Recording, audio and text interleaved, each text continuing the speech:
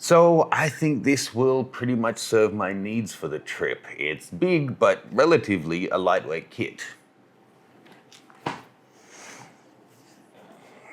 We're gonna need a bigger bag. Hi folks, I'm heading off on a trip really soon for 5 weeks hitting America, Iceland, and Switzerland.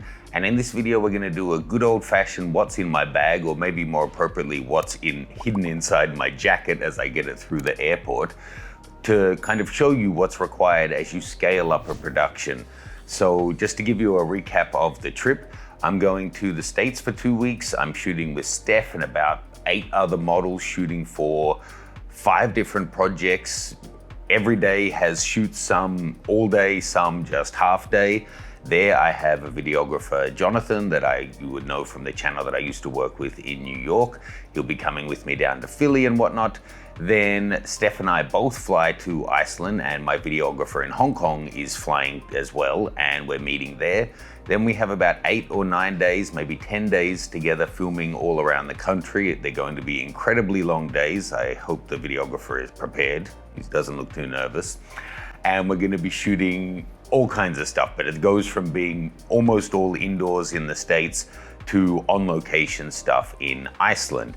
Then at the end of that, I have about 4 days to go birding by myself in Iceland. Then Switzerland is basically just me time. So how we figure out who brings what gear and all of that kind of thing is getting a little bit tricky, but I'll run you through pretty much what we're going to be taking in total. So first of all, you knew it was coming. The Z9, of course, that will be my prime stills camera. For a lot of this, Steph is also going to be taking on shooting challenges, so that will be her camera. Now, you might have heard me talk on the channel before. The Z6 II is actually on loan from Nikon USA, but I had it with me in Hong Kong and I haven't been able to return it because I'm here. So I'll be shooting in America using the Z6, Z7, Z9, and the second Z9 we have for video. Then I'm returning the Z6 II whilst I'm in the States, and we won't have that for Iceland. So it'll be the 4 cameras, including the Z9 that's filming right now, will be our main ones.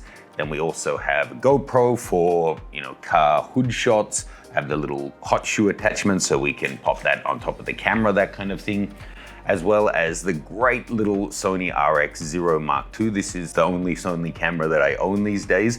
The only thing is the battery really sucks, and I find the port for charging it is a bit unreliable. So I've got 4 new batteries and an external charger coming. So this one, it's like nowhere near as wide as a GoPro, but the image quality is much better and it does have good focus and everything.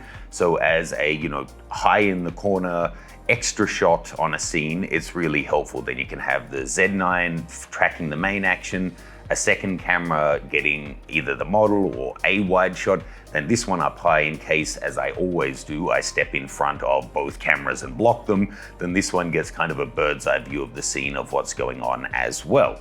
Just a quick word from our sponsor, folks. Big thanks to KH Camera. They've been a partner of the channel for years now. It's where I choose to buy and sell used equipment. They have the world's biggest range with tens of thousands of items in stock, and they've been in business for over 40 years. If you check out the link in the description below, you can get an extra 5% off when buying, or an extra 5% when you sell used equipment to them. Everything they sell has been tested, checked, and cleaned, and most of the gear comes with a 180 days warranty. So level up your next production and get some great used equipment from KEH. Link is in the description below. So then, in terms of lenses, now I should probably, as I said, it's going to be a lot of portraiture, some street, a bunch of different challenges, but most of the work that I'm doing there is portraiture. And then in Iceland, it switches to being landscape and birds. So in terms of portraiture, you can see we've got the 51.8 here. I'll also be taking the 50mm 1.2 lens. We have the 24-70 f2, and we're filming right now with the 24-70 f4. It may seem weird to have the 51.8 and the 51.2, 24-70 2.8 and f4. But keep in mind we're doing video. So for example, if we're shooting a scene of a mountain and a fjord in Iceland and I want the 24-70 2.8. The videographer may need the 24-70 f4. So we've actually got it with a filter adapter on, so then filters that go on this one will also fit onto that one, so he can switch between lenses and keep filming fairly seamlessly. I've also got the 14-24 lens, which again, that actually belongs to Nikon USA, so I'm going to be returning that in the States, unfortunately. But I just bought the 14-30 for myself, so we'll be taking that one as our ultra wide angle for Iceland. I'm not going to be doing a whole lot of portraiture there, so that's not going to make a big difference. Most of my shots are going to be at f4 above anyway. That one takes filters even more easily than the 14-24, so that's going to work great for us. Then in terms of the birding, I tossed up because some of the bird shots, like puffins, when you're right at the edge of the cliff, you can actually get meters away, so you don't need a super telephoto lens. But then shooting the guillemots and all of the different birds that'll be migrating at that time, you do want length.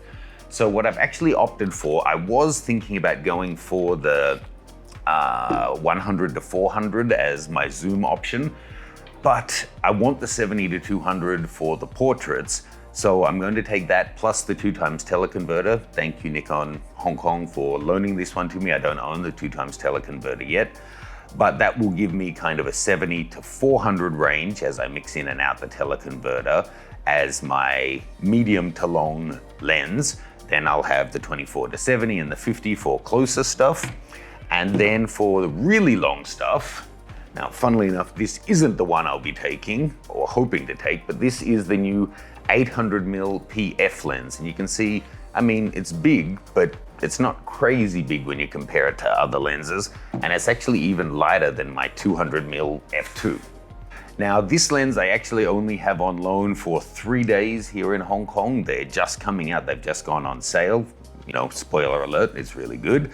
So I'm hoping to get a loaner of that in America that then I can take to Iceland. If not, 400 is going to be my longest length. So I think that's the majority of the cameras and lenses that we're using, but a production like this, we're anticipating over the trip, I'm anticipating at least 30 terabytes of data we'll be creating over the trip. So that means lots of storage, lots of cards, and lots of batteries. So in terms of batteries, there'll be more than this, but this is just a little taste. I've got PowerX AA batteries. We'll take along an 8-bay charger. The mics that I'm using, the Rodelink mics, we'll have 3 sets of those, me and one for the guest, plus a spare set in case one of the units goes down. Plus we have the little mini, I don't have any handy, Go mics. They're just as an extra backup in case 2 of them happen to go out. Plus we have spare cables for everything. I'll have probably 4 spare batteries for the Z6 and Z7s. So we can have 1 in the camera and 2 spares. So it's 3 a day, but then we also have the 2-bay charger so we can charge more. 3 GoPro batteries. As I said, I've bought 4 more batteries for the RX0. So we'll have a total of 5 batteries for that. I just managed to get 2 new spare batteries for the Z9.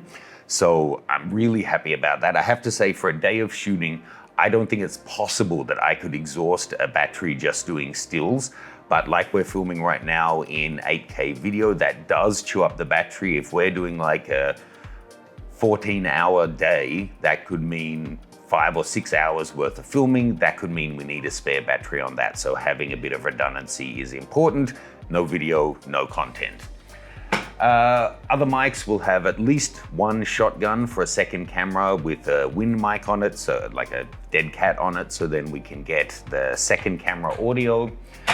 I have a bunch of flashes that I'm going to be loaning in the States, especially for some challenges that Steph's going to be doing, but I still want one for my time in Iceland and Geneva.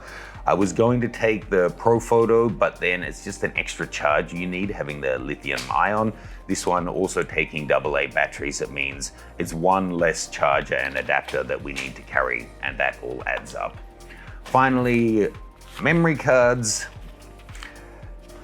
We have a lot. I don't know, maybe 8 or 10 terabytes of cards between CF Express Type B and SD cards. If you haven't seen it, if you're shooting with something that shoots CF Express, I have a guide that's completely free that I've tested a bunch of different cards to show their real world performance, and it varies a lot compared to the manufacturer's specifications.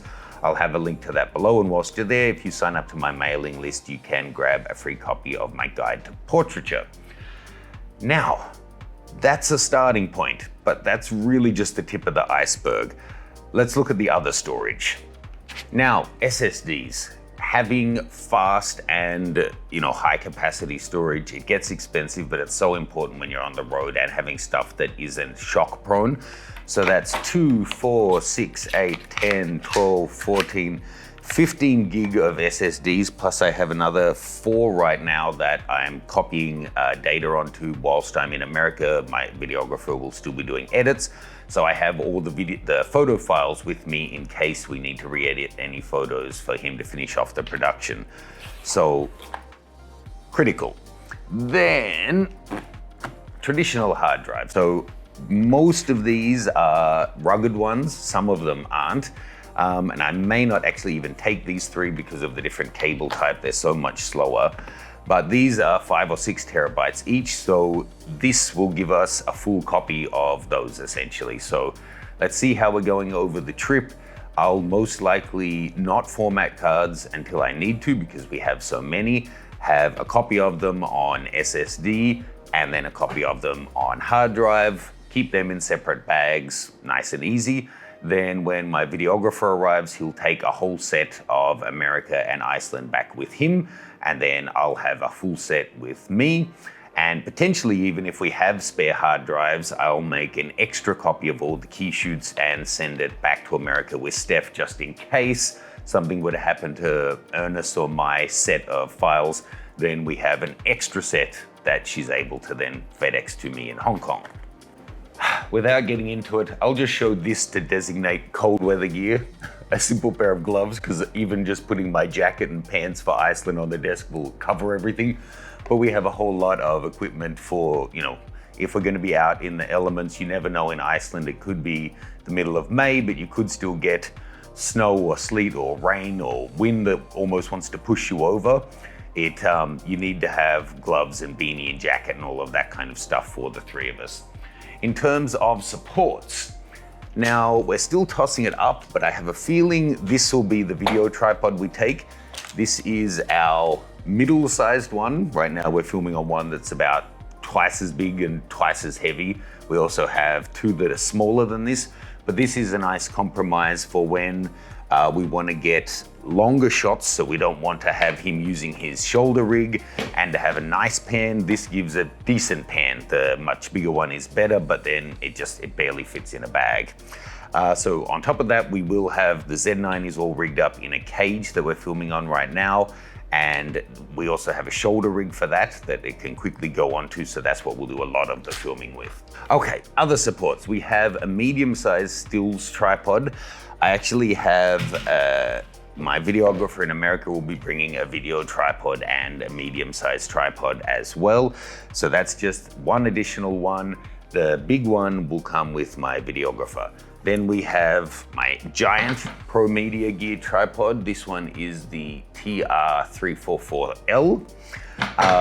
So this goes really, really high, and then we have 2 different heads for it. The first is just the ball head, so that'll be for our landscape stuff in Iceland, and then can switch it out for the gimbal head for doing birds. So again, having all of this and the 800mm lens, that's basically for the 5 days that I have at the end of the trip, which isn't so much about work. I'll be doing some projects, but it'll be just me, not the team. So there's no point in me carrying all of this to America for the whole time. So sorry, Ernest, this will be in your luggage coming to deliver to me in Iceland. Now, I guess this vaguely falls into the supports category. I'll also be taking along black rapid straps, double for myself when I'm shooting things with 2 cameras. Like when I go for the birds, I might have the 600mm lens, the 800mm lens, and the 70-200 on 2 different Z9s. and then just a single rapid strap for when we're doing single camera stuff. We're also planning to take along, I don't know if the video has come out on this yet, but we have done a video, the converting your film camera to digital video. We showed this, a little smoke machine. So we'll have that and a couple of accessories, not taking the whole hard case though. We have some shots planned with Steph in amazing locations in Iceland, so to be able to add some atmospheric haze if the wind is playing along, that could be really cool. Next, drone. So this is the Air 2S. I went through a period of losing, I think, 3 drones in a month or something a few years ago, and then I cooled out and didn't buy any more drones for a while. I think the last one I lost was actually in Iceland, in an area we're going to visit. So we'll be being super careful with this. There's some exclusions of where you're not able to fly, but it will be great to get some bird's eye footage. Again, for the stuff I'm doing in the States, there's only one day where it could potentially be useful, and I don't know that it will. So I won't take that to the States. We'll just take that direct to Iceland. And I also have the controller with the built-in screen. Really handy. It's kind of funny. This uses older sync technology than just the normal standard controller, but still it's great to be able to have someone flying and then still be able to use your phone to figure out where you're going next or reply to emails and stuff, rather than having to use your phone or having sync issues, or if that cable between the phone and the remote has an issue, then you're kind of out of luck. So that's most of it. Couple of things I forgot. Video monitor for the videographer. This all gets rigged up onto his shoulder unit. And just keep in mind then, all of this has extra battery. So this takes big batteries, the drone has extra batteries. Basically this takes a different kind of battery. So batteries, chargers, power strips, USB adapters for a lot of this stuff now charges with USB. Having 4 of the Nikon batteries means we'll have 2 of the chargers, so you can charge 2 in the batteries direct, and then you can charge the other 2 cameras in camera using a USB-C adapter. So on and on and on it goes, plus then clothing and all of the normal stuff. So it really adds up in terms of the production, but it's been days of planning to get our list sorted and weeks of planning to get the, you know, what it is we're actually shooting and writing out the scripts and the call sheets and everything to get all of that cleared. If you had an inkling of the kind of investment in cost that this trip is costing, taking the time and having all of the equipment and redundancy that we do is so important. If we got there and then the Z9 just stops working for some reason, I don't know that Iceland has a great MPS system that I'll be able to get a replacement in a day's time. So we need all of this extra stuff in there. Otherwise, you know, basically every day that we weren't filming would be costing us thousands of dollars. So yeah, you have to do what you have to do. If you have any questions about the kit that we're using, the rationale of why we're using, what we'll use some things for, anything like that, then please leave me a comment below. If you have already, thank you so much for subscribing. I do appreciate it. I know it gets boring having people repeat it again and again and again, but having the number grow does help us grow overall, gets us more opportunity to get in different equipment to be able to test out and show you guys. So if you haven't yet, please do consider it. I think that's it. We now have the rest of today to figure out how we're going to pack all of this into our relative bags before I fly off. So wish us luck, and I'll see you once I'm in the States.